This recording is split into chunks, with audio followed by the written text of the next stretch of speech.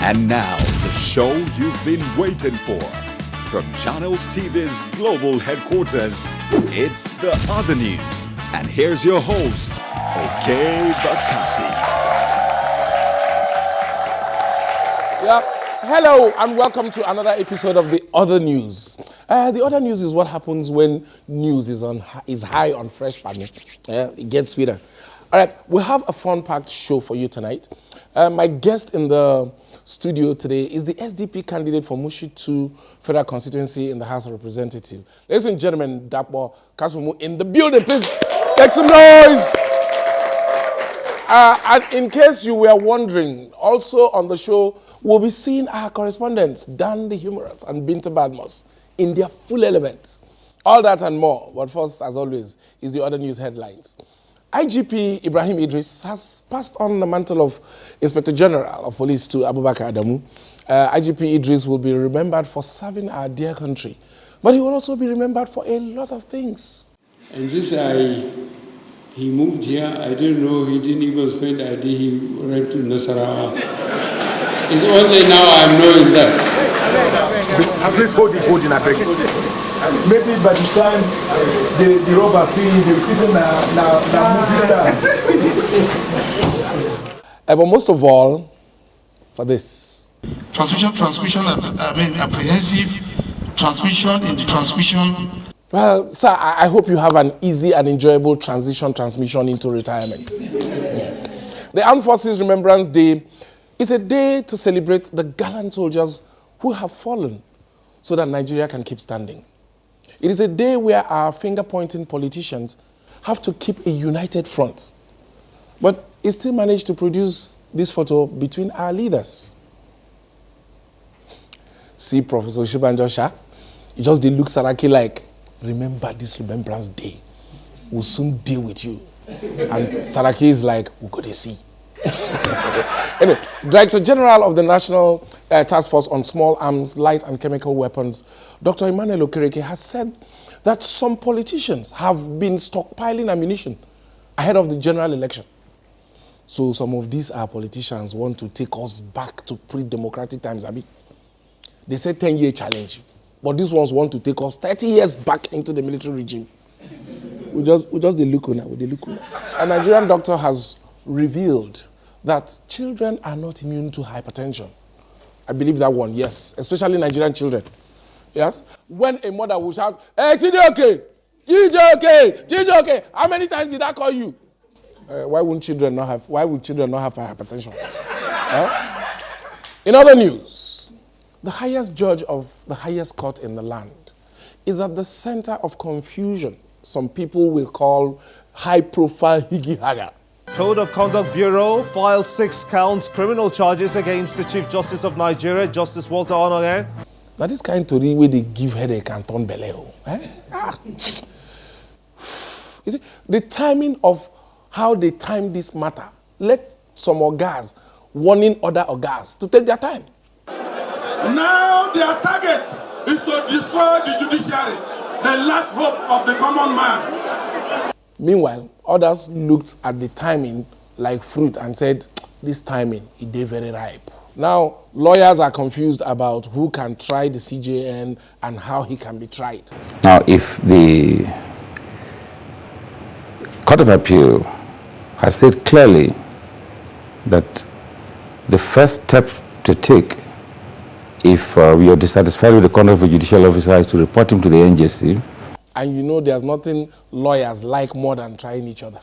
It is a duty of the Attorney General to recommend to the Code of Conduct Bureau any public officer who has infringed the law. So in spite of all this, the CJN is innocent until proven guilty. Because guilt is not by dollar account or even gandola. And the executive too can't be declared guilty yet because we can't see their heart. We all know that some doctors can, see heart, but that's foreign doctors. Yeah. The bottom line here is that the rule of law must prevail. Whether Confucian likes it or is doing like monitoring spirit, it doesn't matter. The rule of law is the rule of law. They should figure out whatever court, tribunal, or bar, to try the CJN after all this confusion has cleared. Because this matter gave weight past one day go. So with all the confusion going on, Nigerians, we must make sure the government, they move with hand sanitizer. All the people that like to cry, hey, Serapo, Amnesty International, all the Twitter philosophers, even Association of Free Leaders across all the bus stops in the country, we must make sure that government drop the Ojoro bat for this election. After all, the EFCC, as we speak, are looking at some Buhari supporters like this. Allegedly. So let us move from the higi-haga to something that is easy to assimilate. We have been promised a free and fair election. So we must ensure the confusion doesn't infect the electoral process. So let us shine our eyes and polish our PVC so that this election will be free of partiality and fair according to the rule of law. That is not asking for too much.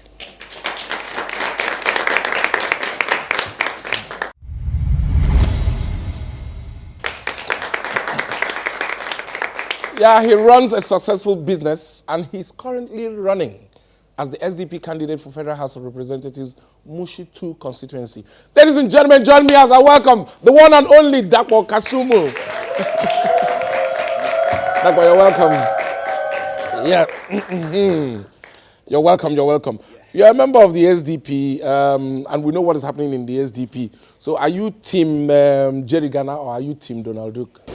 No, I'm not team anybody right now. It's in court, so we'll leave it as that. You're team Dapo? I'm team Dapo. You're just minding your business? At this point in time. Okay. You've criticized the payment of the kind of package that lawmakers take home as payment, which is expected anyway. Most people do that just before they get into office. Suddenly they realize, well, the pay package is okay. It's not that bad.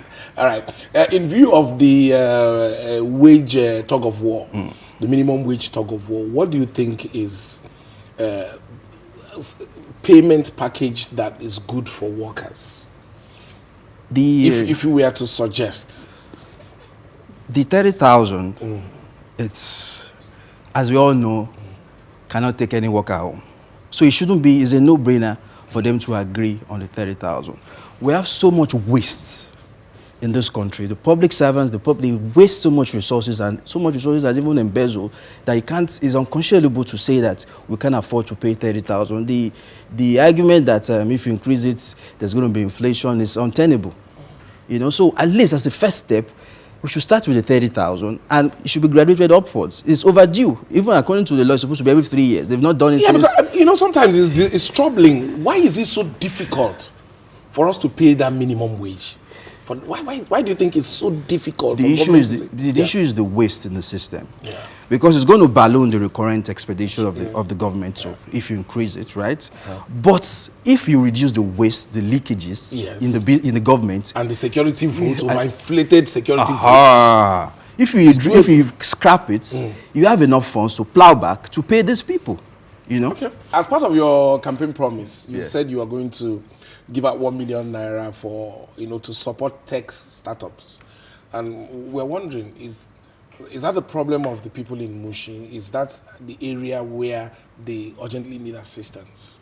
Okay. Because it looks like the one thing that you're really hammering on. Okay, let me just give you the background why I made. It's a part of amongst others. Okay.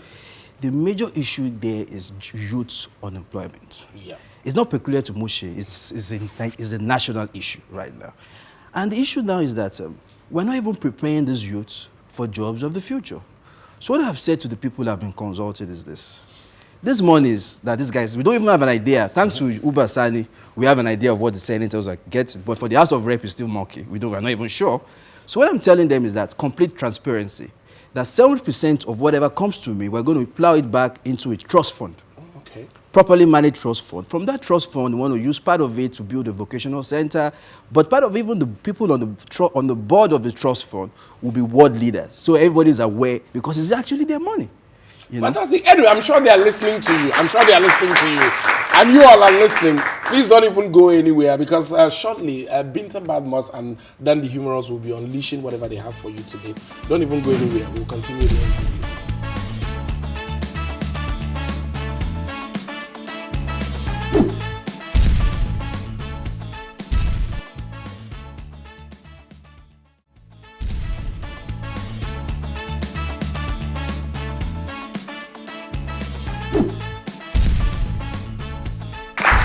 Our correspondents, Binta and D Humorous, are standing by to do their thing. But first, we must complete our conversation with Dapo.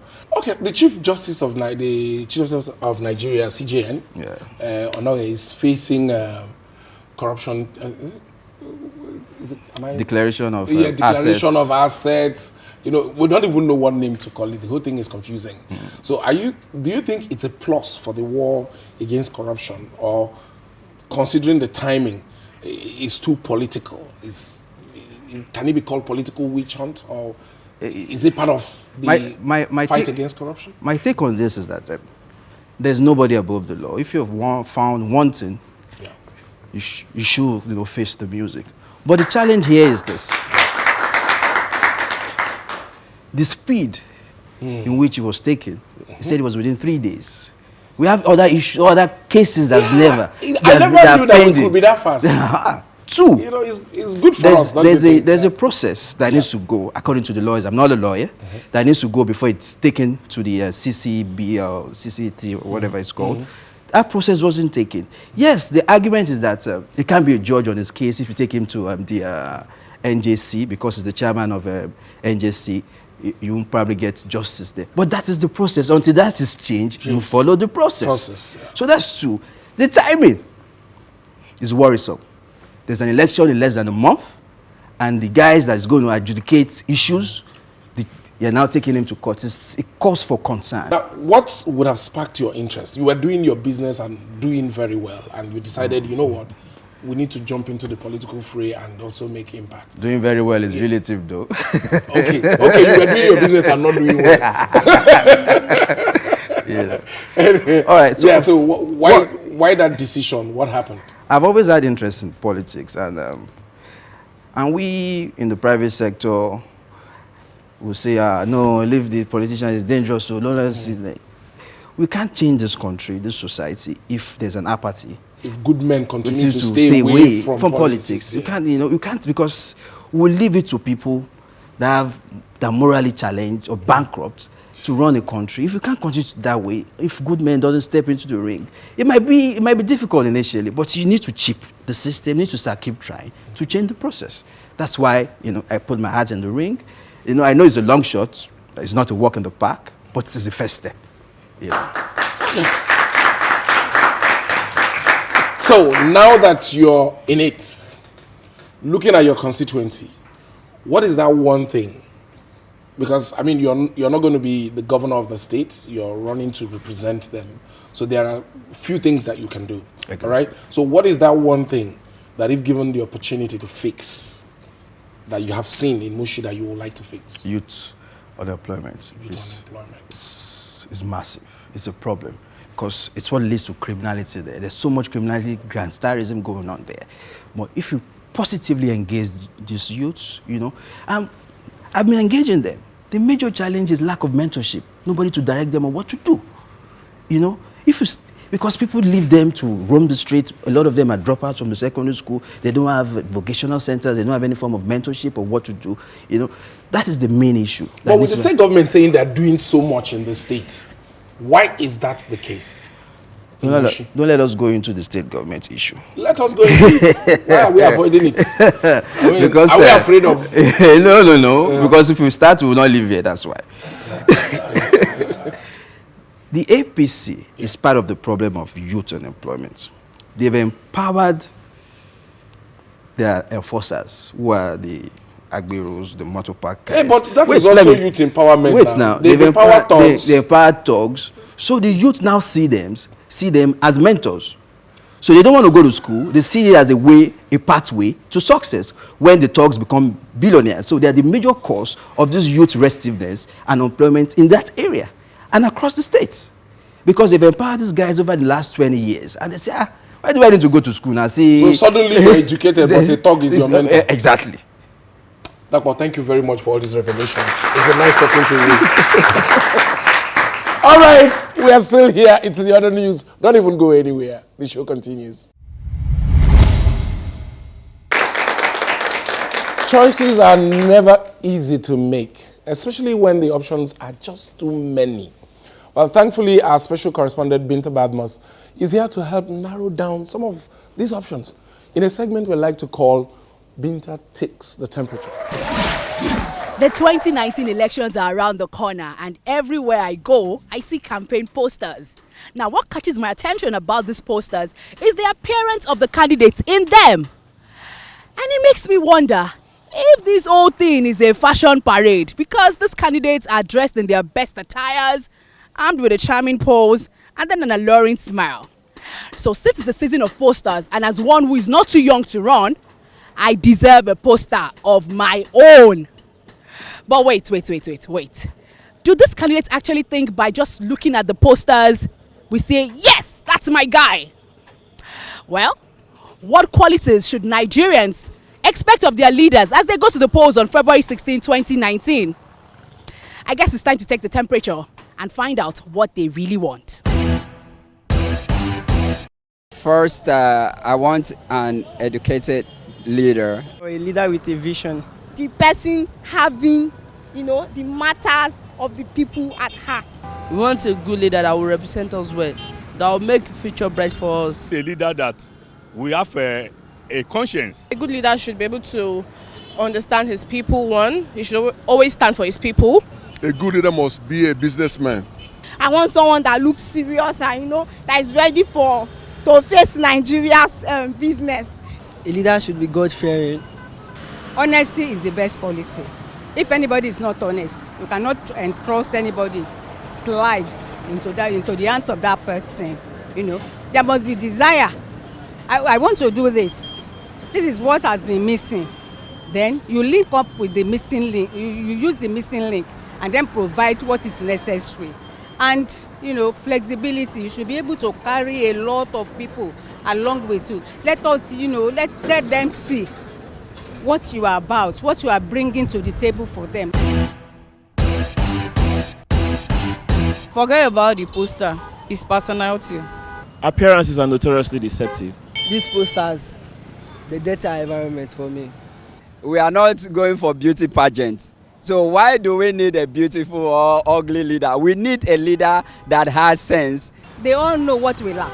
Provide the necessary things for the people. Whether you are handsome, whether you are ugly, whether you are anything, what people desire is not your look. It's what you bring on the table for them. A good leader don't bother about his facial appearance or the way you look. Leadership is about service. It's not even about doing fine boy or fashion. It's about service. If you look at other countries, they might not even be as handsome as this, but they are giving their country what they need. Forget about how someone else, they are smiling. We want people that are credible. We were once having a leader that doesn't laugh, but he performs excellently. And people are still talking about him. That is just it. Safe to say, during the last elections, fine smiles and swag were enough for Nigerians. But going by the temperature level right now, Nigerians want more from their leaders. I am Binta Badmos for The Other News.